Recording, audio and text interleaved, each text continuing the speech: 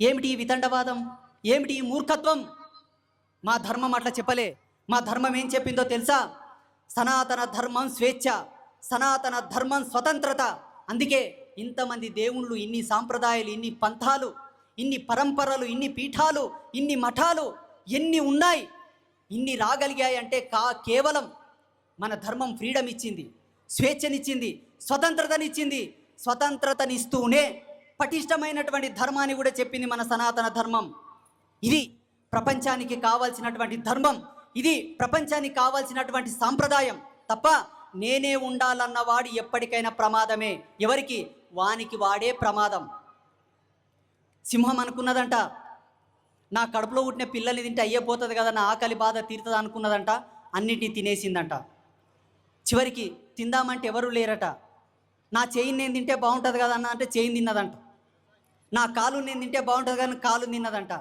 అన్నీ తిన్నదంట. చివరికి తన గొంతు తానే నిములుకొని తిని చచ్చిపోయిందంట. ఇతర మతాల పరిస్థితి కూడా గంతే, వేరే మతాల పరిస్థితి గంతే. ఏమిటో తెలుసా? పోనీ పాకిస్తాన్లో కూడా మొత్తం మీ మతమే ఉందప్ప, మా వాళ్ళు లేరు, మళ్ళీ ఆడ చల్లగా మీరు బ్రతకొచ్చు కదా, ఎందుకు ఆకలి కేకలు, ఎందుకు గొడవలు, ఎందుకు పంచాయతీలు?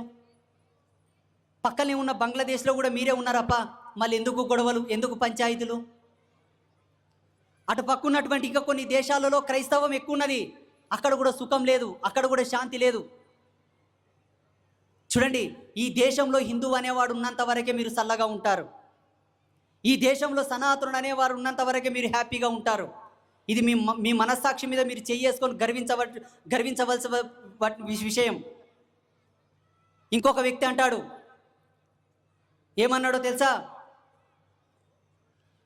కొన్ని రోజుల తర్వాత మాకంటూ పవర్ వస్తే, మాకంటూ అధికారం వస్తే, ఈ దేశంలో ప్రధానమంత్రి స్థానంలో, ప్రధానమంత్రి సీట్లో బురకా వేసుకునే మహిళను కూర్చోబెడతామని అన్నాడు.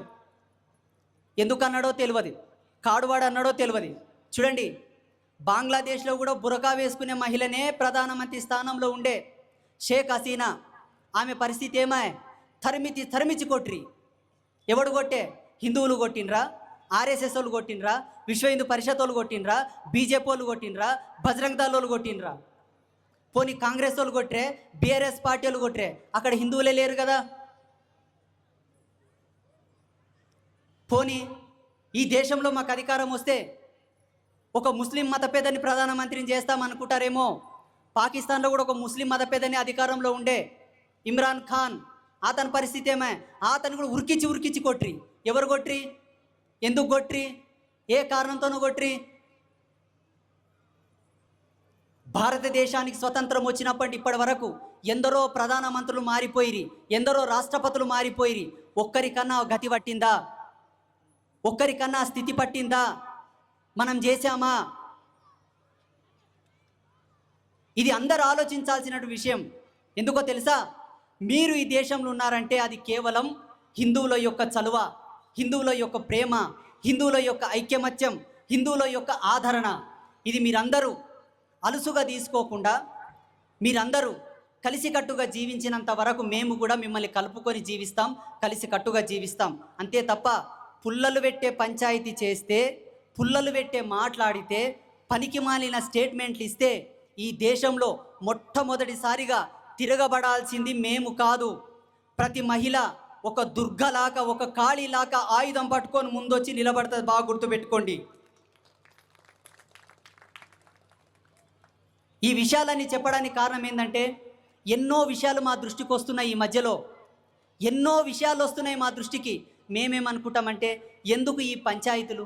మంచిగా కష్టం చేసుకొని అందరూ కలిసిమెలిసి జీవిస్తే అయ్యేపోతుంది కదా, కొట్టుకొని సస్తే ఏమొస్తుందని మేము ఆలోచన చేస్తుంటే అవతలలో అట్లా ఆలోచన చేస్తలేరు.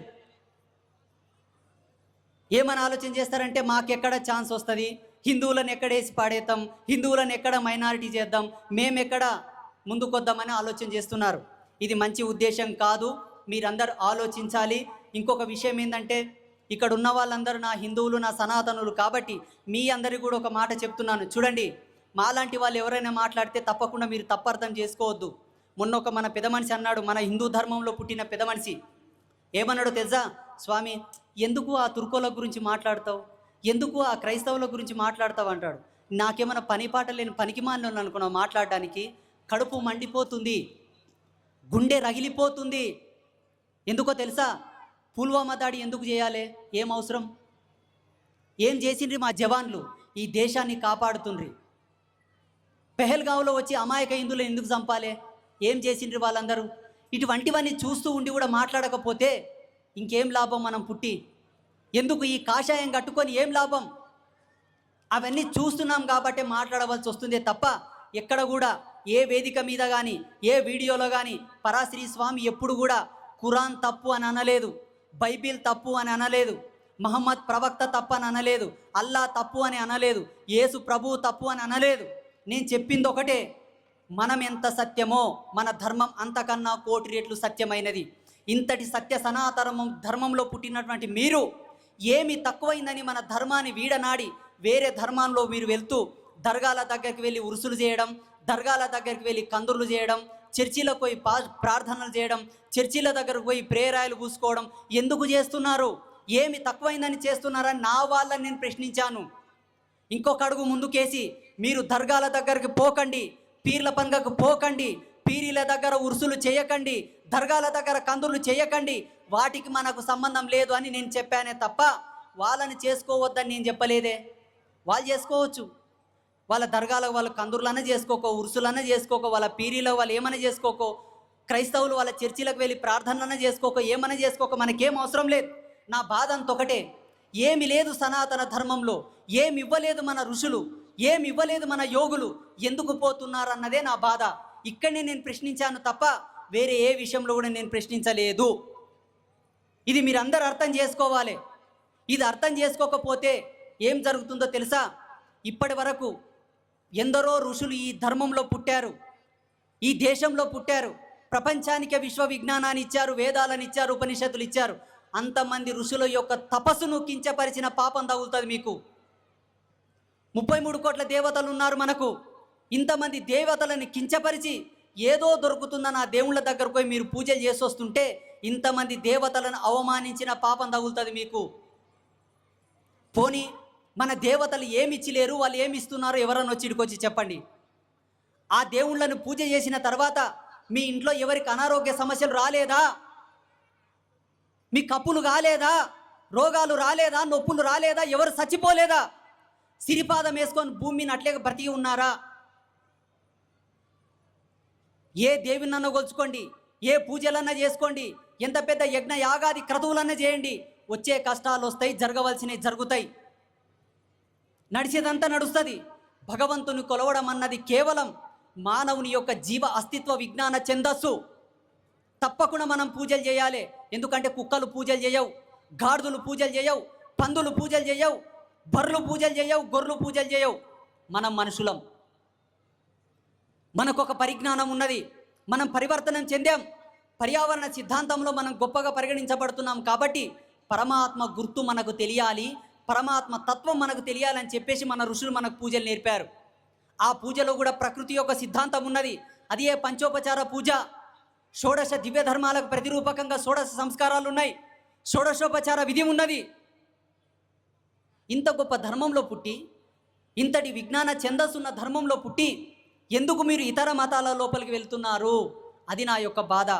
ఇదే ప్రతి వేదిక మీద నేను చెప్పాను తప్ప వేరే మతాల నేను కించపరచలేదు. ఒకవేళ పోన్లే స్వామి పోదాం, వాళ్ళు దేవుళ్ళే కదా పోయి పూజ చేద్దామని మీరు అనుకుంటే తప్పకుండా పోరి, దానికి నేను పర్మిషన్ ఇస్తా. కానీ ఒకటి మాత్రం చేయండి, ప్రతి ముస్లింను వచ్చి మన శివలింగానికి అభిషేకం చేయమని చెప్పండి చూద్దాం. ప్రతి క్రైస్తవుని వచ్చి మన ఎల్లమ్మ తల్లికి బోనం పెట్టమని చూద్దాం.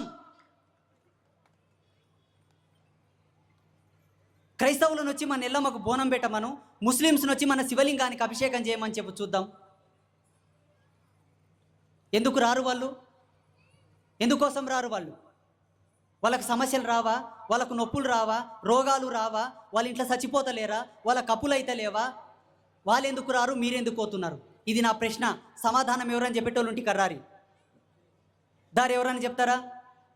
పోనీ ఇక్కడ కూర్చున్న ఈ వేలాది సంఖ్యలో, వందలాది సంఖ్యల్లో ఎంతమంది దర్గాల కోతరో చేతులు లేపండి. అబద్ధాలు చెప్పకండి, నాకు అంతా తెలుసు. చేతులు లేపండి. లేపారు కదా? లేపకుంటే పోతిరి. మీరు అందరు దొంగలే, అందరు దర్గాలకు పోయేటోళ్ళే, అందరు తాయితాలు కట్టించుకొచ్చుకున్న వాళ్ళే, అందరు బూడిది మంత్రం తీసుకున్న వాళ్ళే. చూడండి, సనాతన ధర్మంలో తాయెత్ అంటే ఒక విజ్ఞాన పరిపూర్ణం. తాయెత్తు కట్టడంలో ఒక సైంటిఫికల్ మెథడ్ ఉన్నది. తాయెత్తు కట్టడం లోపల తంత్ర మంత్ర యంత్ర విజ్ఞాన సూత్రం ఉన్నది. అది మన ఋషులు కట్టారు, మన గురువులు కట్టారు. వేరే వాళ్ళు కట్టేటటువంటి తాయెత్తులో ఏమున్నదో నాకు తెలియదు, కానీ ఒకటి మాత్రం సత్యం. యోగ ధర్మం సాక్షిగా, యోగ పరిపూర్ణం సాక్షిగా, యోగ రత్నావళి సాక్షిగా, రిఫరెన్సెస్ ప్రకారంగా, కుండలిని ధర్మం ప్రకారంగా వేరే ధర్మాలతో గనక మీరు వెళ్ళి గాలి సోకిందని, అనారోగ్యం వచ్చిందని కానీ తాయిత కట్టుకొచ్చుకున్నారనుకోండి, 6 సంవత్సరాలని మొత్తం మైనస్ అయిపోయి జీవకళలు మొత్తం తగ్గిపోతాయి. బాగా గుర్తుపెట్టుకోండి. ఎందుకో తెలుసా? పుట్టినప్పటి నుంచే మన యొక్క పురుడు నుంచి మన సనాతన ధర్మం యొక్క కళలు మన మీద ఆవరణం చెందుతాయి. పురుడు చేయడం, తొట్లాలేయడం, నామకరణం చేయడం, కులదేవతలకు మనం పేర్లు పెట్టుకోవడం, గోత్రం చదివింపులు చేసుకోవడం, పెళ్ళిళ్ళు చేసుకునేటప్పుడు గౌరమ్మ పూజ చేయడం, ఇవన్నీ దేవత కళలు మన ఇంద్రియాల మీద, మన శరీరం మీద ఆవరణం చెందడానికి మన పెద్దలు అడుగడుగున ధర్మాన్ని ముడిపెట్టారు. ఇది మన యొక్క జీవితం, మన యొక్క జీవన ప్రయాణం తప్ప వాళ్ళు చేసుకోకనండి. వాళ్ళు ఒక ఛానల్ ఏర్పాటు చేసుకున్నారు, ఒక ప్లాట్ఫామ్ క్రియేట్ చేసుకున్నారు, వాళ్ళకంటూ ఒక దేవతను నమ్ముకున్నారు, ఒక దేవుణ్ణి నమ్ముకున్నారు, ఒక బుక్ రాసుకున్నారు. వాళ్ళ తిప్పలు వాళ్ళది. మీకేం పొయ్యకాలం వచ్చిందని పోతున్నారు, ఏమి తక్కువైందని పోతున్నారు. చూడండి, గుండెల మీద చేసుకొని చెప్పండి, మాదిగ సమాజానికి చెందిన వాళ్ళ ఇళ్లలో ఎంతమంది ఇళ్లలో ఈరోజు సంతు రవిదాస్ ఫోటో ఉంది? చేతులు లేపండి చూద్దాం. మీకు సంతు రవిదాస్తోనో పని లేదు, ఎవరితోనో పని పడుతుంది మీకు. బ్రహ్మం గారు అందరికీ మంత్రం ఇచ్చాడు. వాస్తవంగా ఈ నిమ్న జాతీయులు ఎంతమంది ఉన్నారో వాళ్ళందరూ కూడా ఇప్పుడు బ్రహ్మంగారి ఫోటో ఇంట్లో పెట్టుకొని రోజు పూజ చేయాలి. బసవేశ్వరుడు, ఆ కాలంలో బసవేశ్వరుడు అందరికి లింగధారణ చేశాడు. ఎంతమంది ఇళ్లలో బసవేశ్వరుని ఫోటో ఉంది? చాలామంది అంటారు, స్వామి మమ్మల్ని గుళ్ళకు రానియలేదు, మమ్మల్ని ముట్టనీయలేదు, మమ్మల్ని తాకనీయలేదు, అందుకే చర్చిలకు పోతున్నాం. అరే, వాళ్ళు తాకనీయకపోతే మీకు రవిదాస్ ఉన్నాడు, బసవేశ్వరుడు ఉన్నాడు, బ్రహ్మంగారు ఉన్నారు. వీళ్ళ ఫోటోలు పెట్టుకొని పూజ చేయప్ప ఇంట్లో. ఎల్లమ్మ తల్లి లేదా? పోచమ్మ తల్లి లేదా? మైసవ్వ లేదా? మల్లన్న స్వామి లేడా? బీరలింగేశ్వర స్వామి లేడా? ఎవరు లేరు మీకు. ఎందుకు పోతున్నారు మీరు? మోటుగా పెద్ద మనుషులు ఒక మాట అంటున్నారు, మాది పల్లెటూరు బిజ్జారం. లందల నీళ్లు తీసుకొని కళ్ళు తుడుచుకుంటే కలిమాయ తొలగిపోతుంది అనేది మా యవ్వ జోగురాలు. ఒక లందల నీళ్లు చల్లుకుంటేనే అంత పుణ్యం వచ్చిందని చెప్పింది మా యవ్వ. ఏమి తక్కువైంది మీకు? ఇది నా బాధ. ఈ బాధతో వచ్చి కడుపు మండి మాట్లాడతానే తప్ప వేరే వాళ్ళని నిందించేటంత దౌర్భాగ్యం నేను కాను. ఇది ముస్లిమ్స్ గమనించాలి, క్రైస్తవులు గమనించాలి, నా హిందూ బంధువులందరూ కూడా గమనించాలి. నేను చెప్పిన దాంట్లో ఏమైనా తప్పుందా? గట్టిగా చెప్పండి, తప్పుందా? గట్టిగా చెప్పండి. ఒకవేళ స్వామి నీవెన్నన చెప్పు తప్పు చెప్తుండవు, బరాబర్ తప్పు చెప్తున్నావు అని మీరు అనుకుంటే చూడండి, వాళ్ళు అనుకున్న విధంగానే ఈ దేశం అంతా మహమ్మదీయ దేశం కావాలని కొందరు అనుకుంటున్నారు, క్రైస్తవ దేశం కావాలని కొందరు అనుకుంటున్నారు. వాళ్ళ దుర్బుద్ధి. అది ఎన్నటికి జరగదు, జరగదు, జరగదు. ఈ దేశం ఎన్నాటికైనా సనాతనులదే. నీవు తలకిందులుగా 1000 ఏళ్ళు తపస్సు చేసిన భూమి, నక్షత్ర, సూర్య, గ్రహరాశి మండలాలున్నంత వరకు ఈ దేశం హిందువులదే, సనాతనులదే. ఈ దేశం ఎప్పటికైనా మాదే, అనాదిగా మాదే, అంతమయ్యేంత వరకు మాదే. కానీ ఒక్క మాట మీ అందరికీ, ఇక్కడ ఉండే వాళ్ళకందరికీ, ఈ వీడియో చూస్తున్న వాళ్ళందరికీ, వాళ్ళు అనుకున్నట్లు కనుక ఈ దేశం మహమ్మదీయ దేశం అయితే ఒకే ఒక్కటి జరుగుతుంది. గాజులు లేని కాపురం మనం చూడాలి, నష్టన బొట్టు లేకుండా, మెల్ల మంగళసూత్రం లేకుండా, సిగలో పూలు లేకుండా, కాళ్ళకు మెట్టెలు లేనట్టు రండముండల రాజ్యం మనం చూడాలి. సూతమా? మాతలు చెప్పండి, సూతమా? ఇక్కడ పురుషులు వాళ్ళు అనుకున్నట్లు గనక రాజ్యం వస్తే నడుముకు మొలతాడు లేకుండా, నష్టన బొట్టు లేకుండా, పచ్చని పందిట్లో పుస్తెగట్టనటువంటి దౌర్భాగ్యపు జన్మలు మనం అవుతాయి. కావాలా? అందుకే మా యొక్క నినాదం, మన సంస్కృతి చాలా గొప్పది, మన సాంప్రదాయాలు చాలా గొప్పవి, మన ధర్మం చాలా గొప్పది. ప్రపంచ దేశాలలో ఒక వైరస్ ప్రవేశించింది, జాంబీ వైరస్. కావాలంటే యూట్యూబ్ ఓపెన్ చేసి చూడండి. భారతదేశానికి ఆ దుర్గతి పట్టదు, అందున హిందువులకు ఆ దుర్గతి పట్టదు, సనాతనులకు ఆ దుర్గతి రాదు. ఎందుకంటే మన వాళ్ళు పుట్టినప్పటి నుంచే మన వాళ్ళు పుట్టినప్పటి నుంచే మన జన్మను ఎన్ని విధాలుగా మలసాలో మలిశారు. రేపటి వారసత్వానికి మన శరీరం ఎంత పరిపూర్ణం కావాలో అది పుట్టినప్పటి నుంచే, పురుడు నుంచే మన వాళ్ళు మనకు పెట్టారు. ప్రతి సంస్కృతి, ప్రతి సాంప్రదాయం, ప్రతిది కూడా ఈ జన్మ పరిపూర్ణమై ప్రకృతి ధర్మంలో పుట్టేటటువంటి ఏ వైరస్, ఏ తెగులు కూడా ఈ జీవితానికి తగలకుండా ఏర్పాటు చేశారు మన వాళ్ళు. అందుకే రజస్వాలైతే కూడా ఆడపిల్లకు ఒక తంతును ఏర్పాటు చేశారు. రజస్వాలైతే కూడా ఆడపిల్లకు ఒక తంతుని ఏర్పాటు చేశారు. కాన్పైతే కూడా స్త్రీకి ఒక తంతుని ఏర్పాటు చేశారు. ఇవన్నీ పిచ్చెక్కి పెట్టినవి కాదు. జీవధర్మ సిద్ధాంతంగా మనుష్య జన్మ ఎంత పరిపూర్ణం కావాలో, కలియుగంలో వచ్చేటటువంటి భయంకరమైనటువంటి పరిస్థితుల నుంచి నా ధర్మంలో ఉండే వీరుడు కాపాడబడాలి, సనాతనుడు రక్షించబడాలని ఏర్పాటు చేసినటువంటి తంతులు, వాటన్నిటిని కూడా పక్కన పెట్టాం మన వాళ్ళు. ఈ మధ్యలో చాలామంది మాటలు అంటారు, గాజులు వేసుకోవడం కూడా నామోషి అయిపోయిందంట, బొట్టు పెట్టుకోవడం కూడా నామోషి అయిపోయిందంట. చూడమ్మా, బొట్టు అంటే అలంకారం కాదు, గాజులంటే అలంకారం కాదు. బాగా గుర్తుపెట్టుకోండి. ఈనాడు వింత విచిత్రమైన రోగాలు రావడానికి కారణాలే తల్లులు. తండ్రి కాదు, తల్లులే కారణం. మీకు ఇచ్చినవి అలంకారం కాదు, భావి తరాలకు మీరు పటిష్టమైనటువంటి జీవధర్మమును ప్రసాదించుటకు ఇచ్చినటువంటి హక్కులు. ఇలా ఒక్కొక్క దాన్ని విప్పి చెప్పాలంటే ఎన్ని సంవత్సరాలైనా సరిపోదు, ఎన్ని రోజులైనా సరిపోదు. ఇటువంటి వేదికలు 100 వేదికలైనా సరిపోవు. ఒక స్త్రీ పెట్టుకునే బొట్టు, సిగలో పెట్టుకునే పూలు, మెల్లో వేసుకునే మంగళసూత్రం, కాళ్ళకేసుకునే మెట్టెలు, చేతులకు పెట్టుకునే గోరింటాకు, కాళ్ళకు పెట్టుకునే పసుపు పారాని, ప్రతి దాని గురించి చెప్పాలంటే సబ్జెక్టులు సరిపోవు. అంత గొప్ప సంస్కృతి మనది. ఇంతటి సంస్కృతిని వీడనాడి పొద్దున్న లేస్తే ఒక జీవి చచ్చిపోతే తప్ప కడుపు నింపని సంస్కృతులతో మీకేం పని? ఇది నా యొక్క ప్రశ్న, నా యొక్క ఆవేదన. కాబట్టి ఇప్పుడు నేను చెప్పిన విషయాలు మీకు అందరికి అర్థమైనాయని చెప్పి నేను మనస్ఫూర్తిగా కోరుకుంటూ, మరి మైకుకు నేను మాట్లాడడం ఇష్టం లేదు కానేమో, అందుకే మధ్యలో కొంచెం బ్రేకప్ చేసి స్వామి జర ఆపు ఎందుకు రెచ్చిపోతున్నావని ఆపుతుంది. కాబట్టి సమయం చాలా అయింది. ఇది 3వ ప్రోగ్రాం. రేపు ఇంకా 3 ప్రోగ్రాంలు ఉన్నాయి.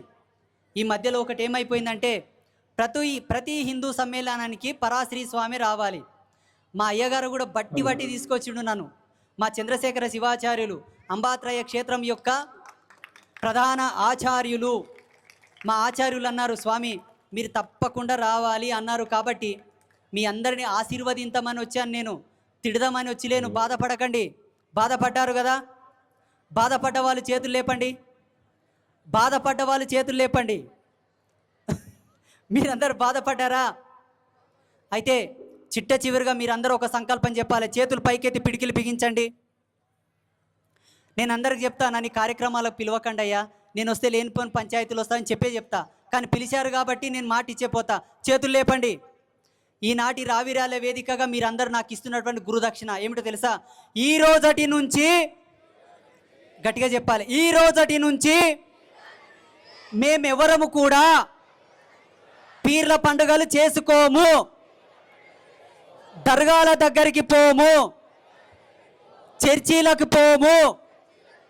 మాకు 33 కోట్ల దేవతలు ఉన్నారు, మాకు అన్నీ ఉన్నాయి, మా దేవుళ్ళని మేము పూజించుకుంటాం, ఇతర మతాలను కూడా గౌరవిస్తాం. భారత్ మాతాకి, భారత్ మాతాకి జై శ్రీరామ్, జై శ్రీరామ్, జై శ్రీరామ్. అందరికీ శుభాశీసులు. మీ అందరికీ అష్టైశ్వర్య సిద్ధిరస్తు, తదాస్తు.